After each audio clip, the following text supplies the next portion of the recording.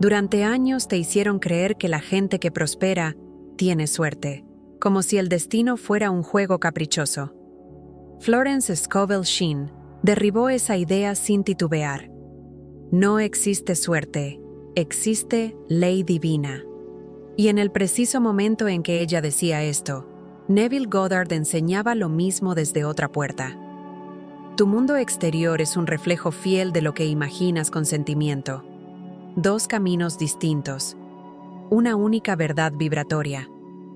Quizá hoy sientes que tu vida avanza como un péndulo, momentos buenos que no duran, rachas difíciles que se repiten, oportunidades que se evaporan, y puede que pienses que te falta suerte, pero cuando miras a Florence y Neville juntos, algo se revela. No te falta fortuna, te falta coherencia interna. La ley responde al estado que portas, y la imaginación, si no es sentida, se queda en teatro mental. Florence afirmaba que nada te es negado cuando estás en armonía, mientras Neville insistía en que debes vivir el final, no perseguirlo. Son dos piezas del mismo mecanismo. La armonía vibratoria crea el final vivido. Y cuando tus emociones no acompañan tu visualización, tu mente imagina prosperidad, pero tu cuerpo vibra miedo. Ese desajuste explica por qué te esfuerzas, afirmas, visualizas, pero nada termina de cuajar. Lo que vas a descubrir hoy no es un truco ni un decreto mágico. Es la convergencia entre la ley divina de Florence y la imaginación creativa de Neville. Uno te muestra el orden espiritual, el otro te explica la arquitectura interna que lo activa. Juntos revelan por qué algunos ganan todo sin esfuerzo aparente, mientras otros sienten que caminan con el freno puesto, aún teniendo buenas intenciones. Si te cansa depender del azar, pedir señales, esperar golpes de suerte o sentir que tu vida avanza a trompicones, quédate. Hoy vas a aprender a visualizar de un modo tan preciso, tan coherente y tan sentido, que el universo, como decía Florence, no podrá ignorarte, y tu imaginación, como enseñaba Neville, dejará de ser fantasía para volverse creación viva. Muchas personas pasan la vida diciendo que en algún momento la suerte cambiará, como si la existencia dependiera de un golpe inesperado del destino. Detrás de esa frase hay un dolor silencioso, la sensación de que nada está realmente bajo control. Esa expectativa cansada genera una ansiedad disfrazada de esperanza, que drena energía y coloca cualquier sueño en una espera interminable. Florence decía que una fe inestable crea resultados inestables, y eso explica por qué tantas visualizaciones nunca llegan a materializarse. Existe un patrón emocional muy común en quienes dependen de la suerte. El deseo apunta hacia el futuro, pero el corazón sigue atado al miedo. Es como intentar avanzar con un pie en el acelerador y el otro en el freno. Por fuera, la persona dice, va a salir bien, pero por dentro imagina todos los escenarios negativos posibles. Esa tensión genera microcontracciones emocionales, respiración corta, pensamientos intrusivos, sensación de alerta, que impiden que cualquier imagen mental se sostenga en el campo vibracional. En muchos casos, la persona ni siquiera percibe su propia incoherencia interna. Pide prosperidad, pero teme ser vista. Pide oportunidades, pero teme asumir responsabilidades. Pide amor, pero teme entregarse. Esta dualidad crea un campo emocional frágil, incapaz de sostener una visualización verdadera. Florence explicaba este fenómeno como una petición dividida. La mente afirma el deseo, pero el cuerpo lo duda. Y cuando el cuerpo duda, nada se manifiesta con estabilidad. La neurociencia también muestra que el cerebro no distingue una imagen creada internamente de una experiencia real. Sin embargo, reconoce perfectamente cuando el cuerpo está en estado de miedo. Por eso, visualizar algo mientras el cuerpo vibra inseguridad es como intentar pintar un cuadro con las manos temblorosas. La imagen se deshace antes de tomar forma. Y este es uno de los motivos profundos por los cuales muchas personas creen que les falta suerte, cuando en realidad lo que falta es coherencia. Un ejercicio poderoso para romper este ciclo es identificar el miedo que pide por suerte. Basta con preguntarse, ¿qué temo realmente que ocurra si esto funciona? A veces, el miedo es al juicio. Otras, a la responsabilidad, a la exposición o al cambio de identidad. Cuando ese miedo es nombrado, empieza a perder fuerza. Y eso abre espacio para comprender el siguiente punto esencial. Las visualizaciones hechas solo con la mente y no con el cuerpo emocional se disuelven como palabras escritas en la arena. Muchas personas creen que visualizar es simplemente cerrar los ojos e imaginar una escena bonita, pero ignoran que es el cuerpo quien realmente envía la señal al campo vibracional. Cuando la visualización ocurre solo en la mente, sin actualizar el estado emocional, se deshace como una palabra escrita en la arena. La imagen puede parecer clara, pero no encuentra sustento vibratorio. Florence advertía que imaginar sin sentir es como encender una lámpara desconectada. Hay un detalle sutil que casi nadie percibe. El cuerpo guarda memorias que contradicen el deseo. Tensiones en los hombros, respiración corta, presión en el pecho. Todas estas respuestas fisiológicas cuentan una historia distinta a la imagen mental. La persona visualiza prosperidad, pero el cuerpo vibra inseguridad. Visualiza libertad, pero el cuerpo se contrae. Y cuando cuerpo y mente narran historias diferentes, el campo responde a la más antigua, la vibracional, no la imaginada. Situaciones simples lo dejan aún más claro. Imagina a alguien que visualiza tener nuevos clientes, pero después siente ansiedad y empieza a pensar en qué hará si no funciona. Ese contraste revela que la imagen no fue incorporada emocionalmente.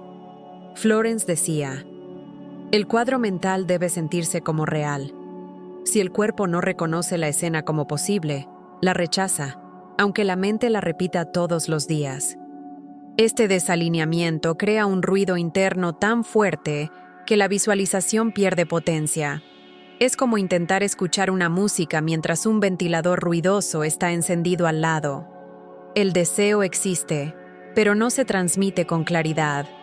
Por eso tantas personas pasan años repitiendo afirmaciones o técnicas sin perceber que el problema no está en la práctica, sino en la falta de coherencia emocional que la sostiene. Una práctica sencilla puede empezar a cambiarlo todo. Después de visualizar, la persona debe preguntarle al cuerpo, no a la mente, ¿cómo me hace sentir esto?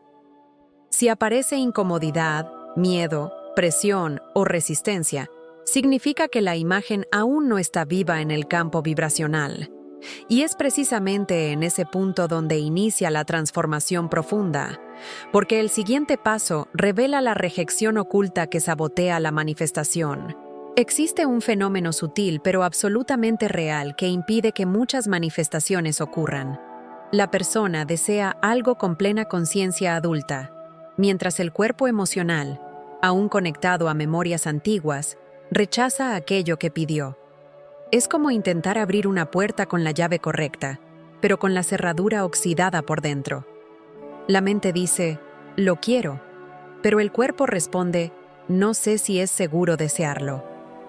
Esta es la doble rejección vibratoria que Florence observaba con tanta lucidez. Este conflicto interno suele nacer de miedos infantiles que nunca fueron actualizados.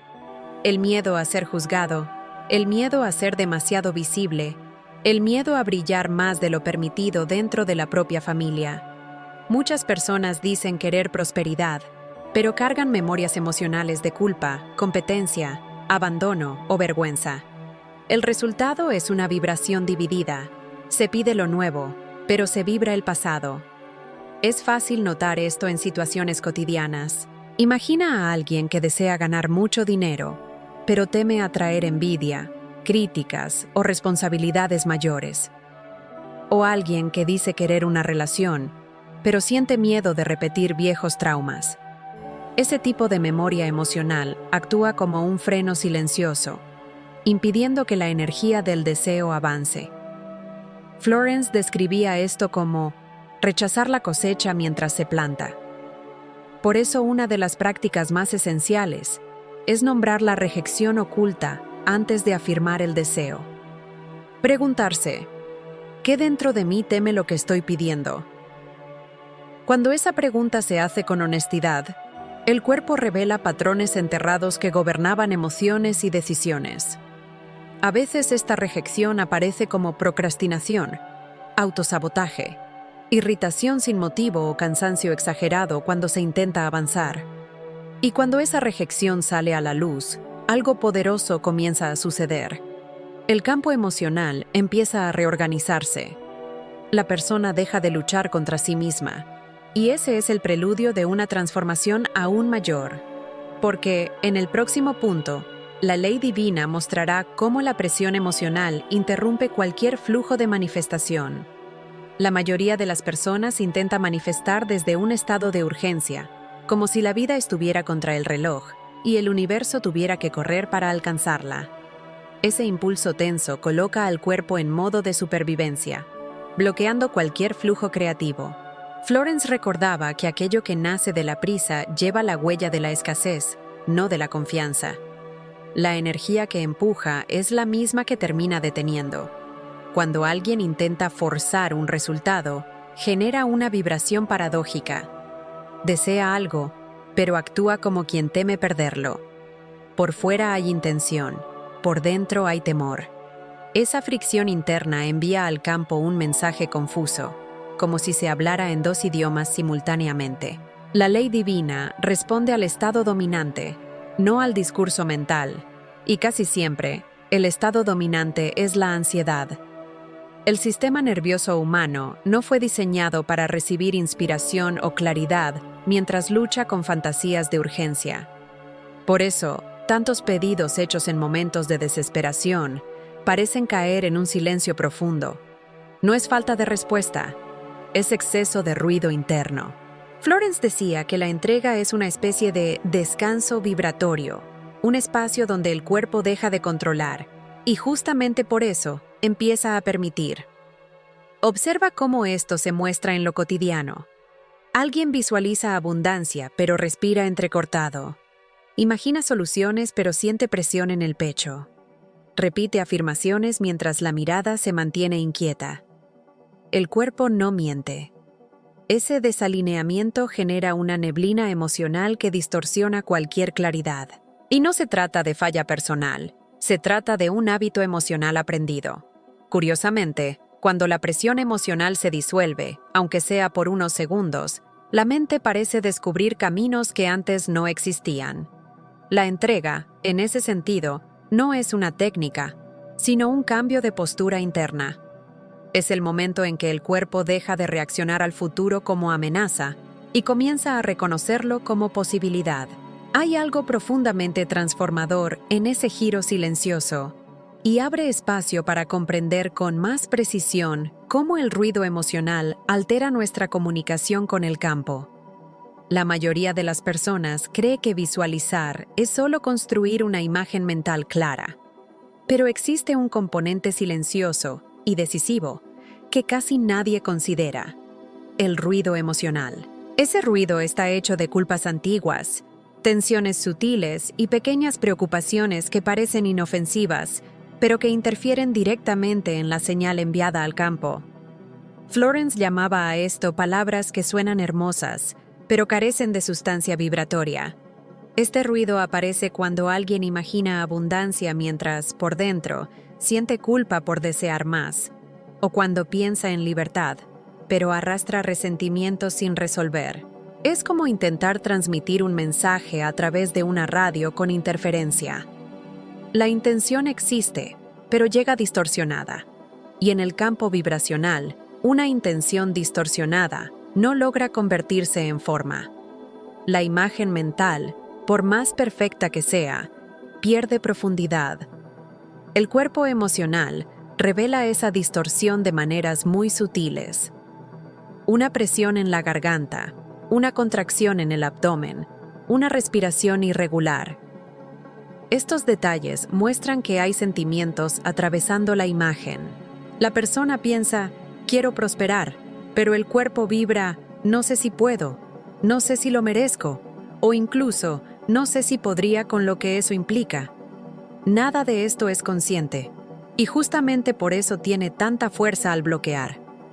Ese ruido también nace de creencias que la persona ya no identifica. Frases escuchadas en la infancia, experiencias de pérdida, momentos en los que desear algo pareció demasiado peligroso. El campo emocional conserva esas historias, incluso cuando la mente las considera superadas. Y cuando emoción e imagen entran en desacuerdo, el campo responde a la emoción. Siempre. La imagen mental puede ser sofisticada, la vibración, no. Curiosamente, el ruido emocional no necesita ser eliminado con fuerza, solo reconocido. Cuando la persona nota que intenta visualizar sobre un fondo emocional lleno de interferencias, naturalmente cambia su postura interna. Y en ese instante, la visualización empieza a adquirir verdadera densidad, profundidad y presencia. Un cambio que no nace del esfuerzo, sino de la honestidad vibratoria. Y ese tipo de claridad abre espacio para entendimientos aún más profundos sobre el papel del cuerpo en el proceso de manifestar. Existe una diferencia sutil, pero inmensa, entre pedir y recibir. Quien pide, vibra carencia. Quien recibe, vibra disponibilidad. En la manifestación, esa diferencia se expresa directamente en el cuerpo. Un cuerpo que pide se tensa, se preocupa, se aferra a la esperanza.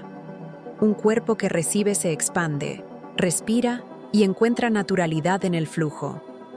Florence decía que no se manifiesta desde la súplica, sino desde la identidad.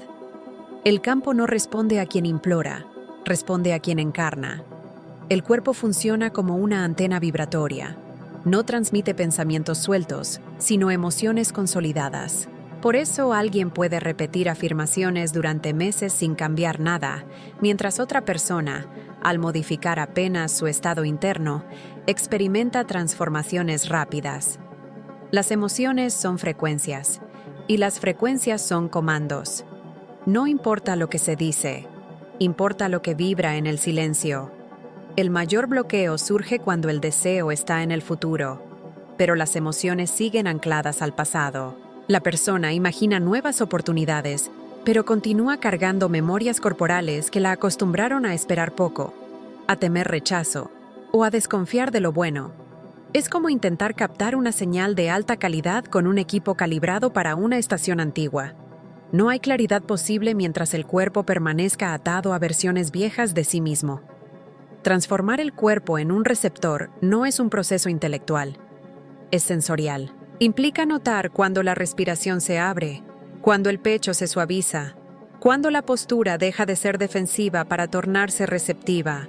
Son microgestos que revelan si la persona está lista para recibir o simplemente está pidiendo que algo ocurra. La vibración de disponibilidad suele ser silenciosa, casi secreta, pero muy precisa. Y existe un instante curioso en este proceso. Cuando el cuerpo finalmente se reorganiza para recibir, la persona siente que ya no está forzando la creación. Surge una facilidad interna, como si el futuro se acercara por iniciativa propia. Ese fenómeno no tiene drama, pero sí una exactitud vibratoria impresionante.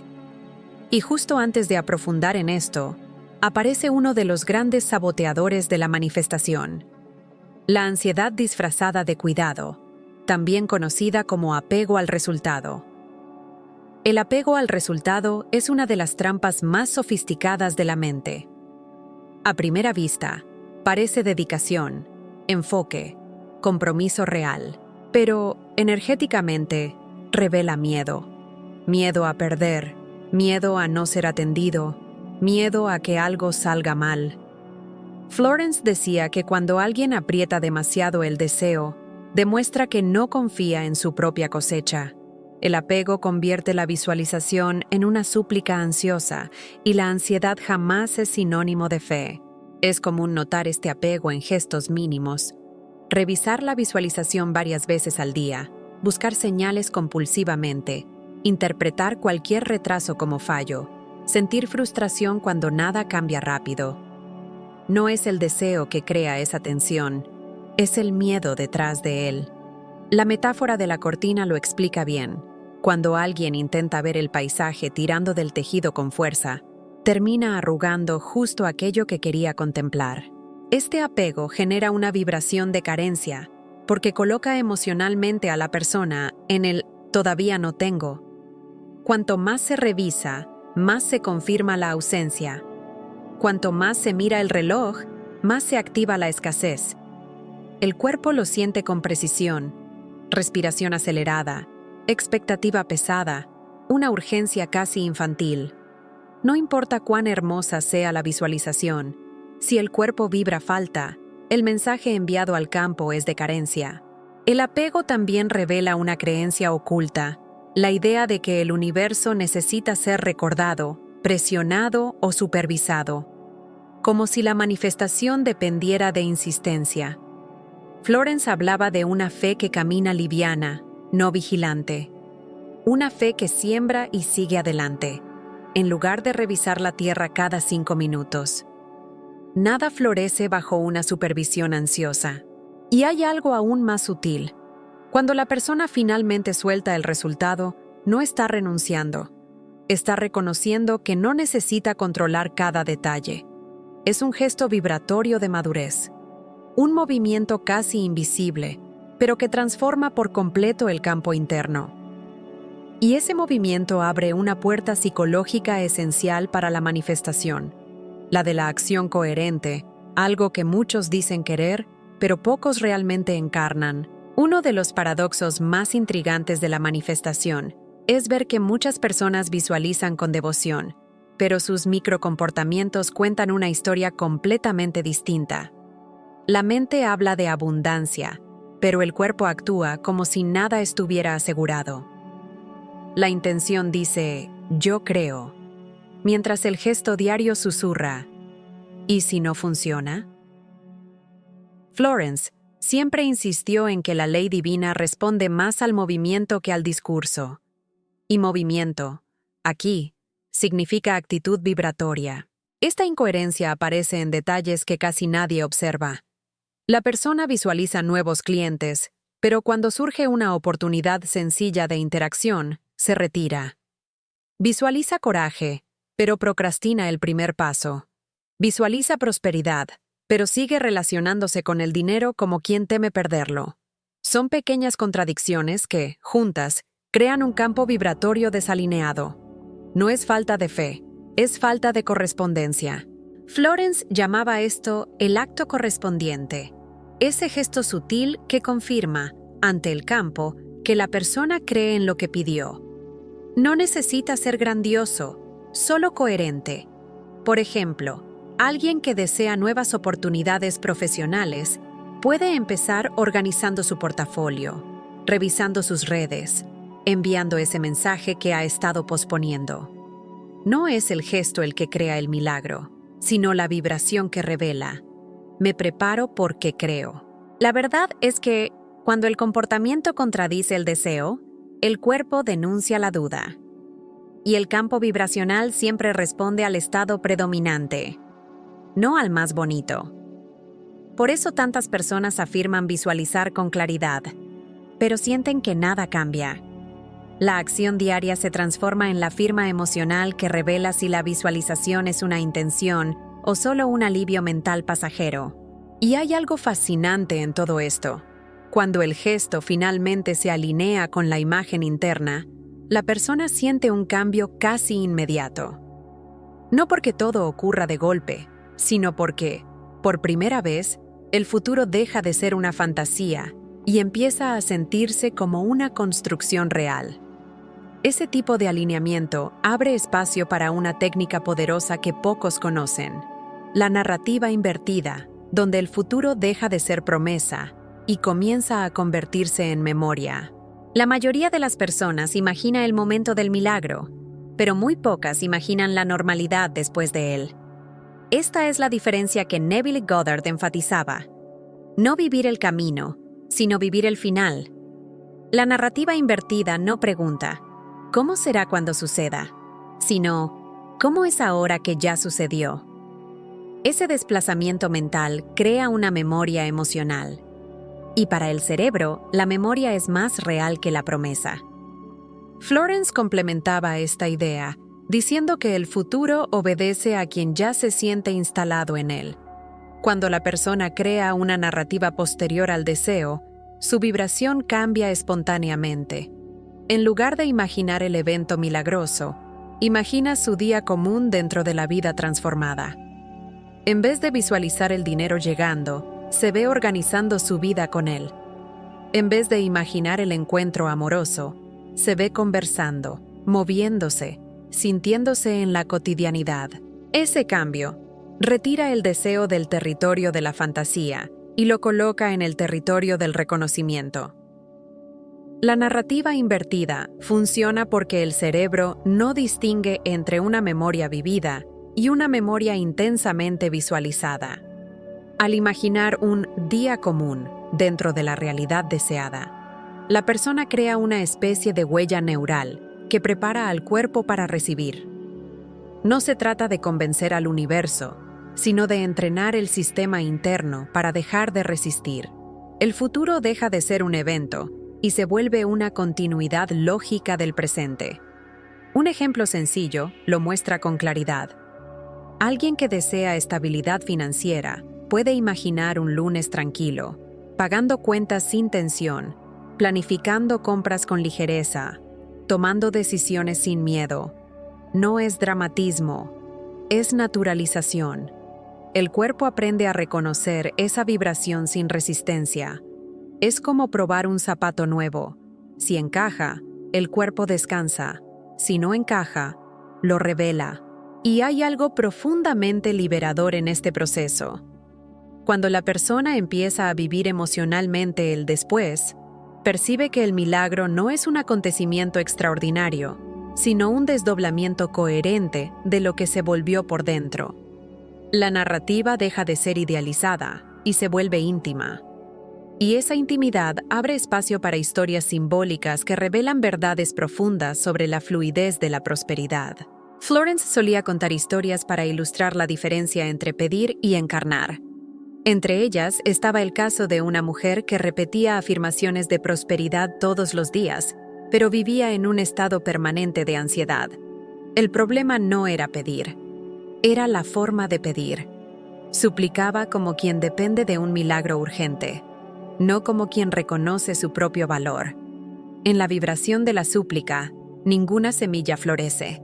Esa mujer creía que el dinero resolvería sus miedos, cuando en realidad eran sus miedos los que bloqueaban el dinero.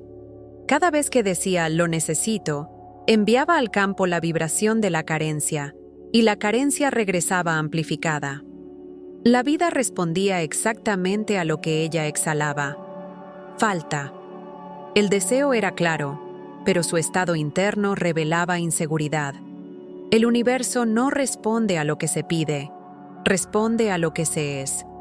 Un día, al escuchar a Florence decir que la prosperidad es una expresión natural de la identidad, no un premio otorgado, algo en ella se movió.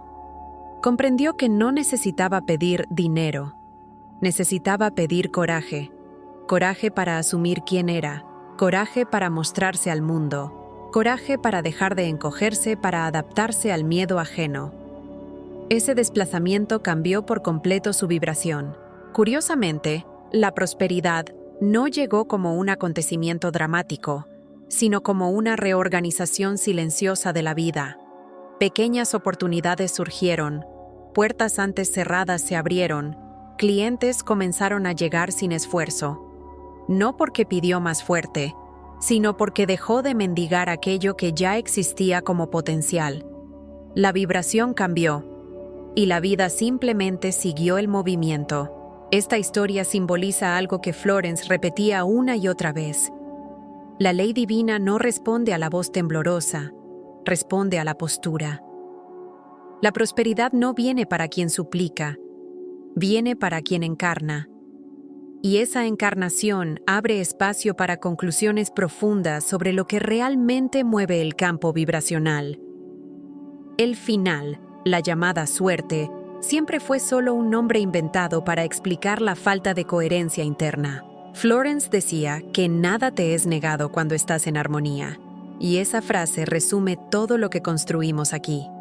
No se trata de convencer a la mente, sino de lograr precisión vibratoria.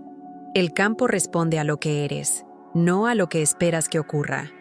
La ciencia moderna, representada por Greg Braden, confirma este principio en otro idioma.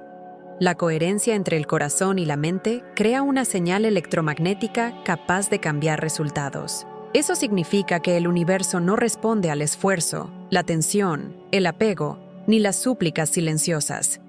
Responde a la alineación. Cuanto más coherente la vibración, más natural el flujo. Y cuando el flujo aparece, no hace falta vigilar el futuro. Él simplemente se despliega. La vida funciona como una radio antigua. Cuando ajustas la frecuencia correcta, no necesitas desear la música, pedirla o implorar por ella. La música simplemente llega. Así ocurre con la prosperidad, el amor, las oportunidades y la expansión. No es una conquista, es una sintonización. El gran giro sucede cuando dejas de controlar y comienzas a ensayar internamente la versión de ti que ya vive lo que pidió. Y ahora, la pregunta que realmente importa: ¿qué parte de ti todavía vibra como si tuviera algo que demostrar? ¿Qué miedo aún ocupa el lugar de la coherencia? ¿Qué versión tuya necesita ser ensayada y no solo deseada? Si este mensaje te trajo claridad, calma o esa sensación de «era justo lo que necesitaba escuchar hoy», entonces sigue este camino conmigo. Suscríbete al canal, activa las notificaciones y mantén tu frecuencia sintonizada con lo que realmente te expande. La transformación comienza en tu campo interno, pero se sostiene en la continuidad del trayecto.